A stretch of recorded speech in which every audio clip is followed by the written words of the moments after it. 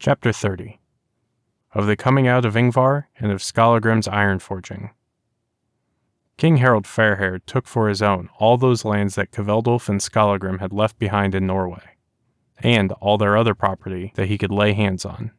He also sought diligently after those men, who had been in the councils or confidence, or in any way helpers of Skallagrim and his folk in the deeds which they wrought before Skallagrim went abroad out of the land.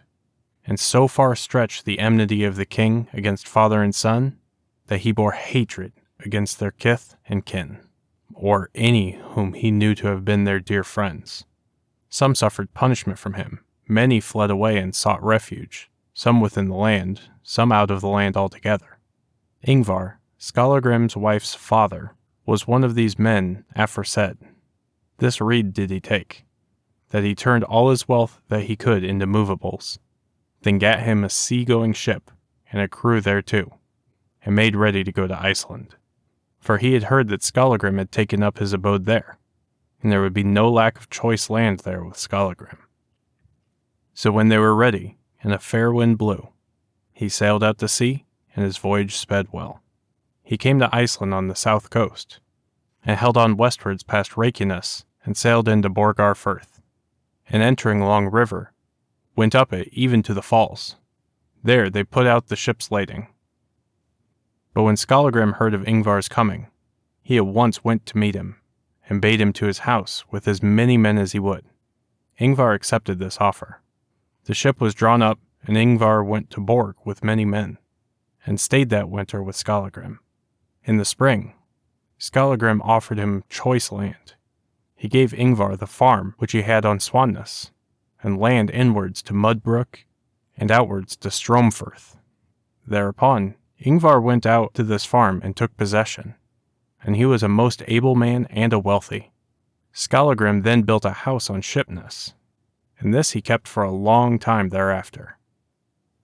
Skallagrim was a good ironsmith, and in winter wrought much in red iron ore.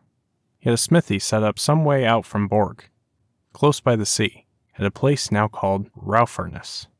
The woods he thought were not too far from thence, but since he could find no stone there so hard or smooth as he thought good for hammering iron on, for there are no beach pebbles, the seashore being all fine sand, one evening, when other were gone to sleep, Skallagrim went to the sea, and pushed out in an 8-oared boat he had, and rowed out to the Mid-Firth Islands.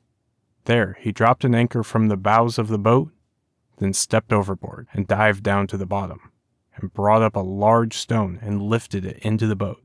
Then he himself climbed into the boat and rowed to land, and carried the stone to the smithy and laid it down before the smithy door. And thenceforth he hammered iron on it. That stone lies there yet, and much slag beside it. The marks of the hammering may be seen on its upper face, and it is a surf-worn boulder, unlike the other stones that are there.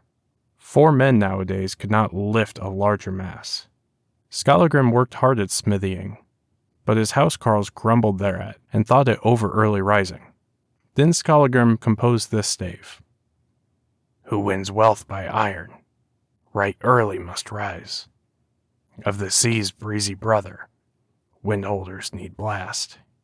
On furnace gold glowing, my stout hammer rings, while heat-feeding bellows a whistling storm stir.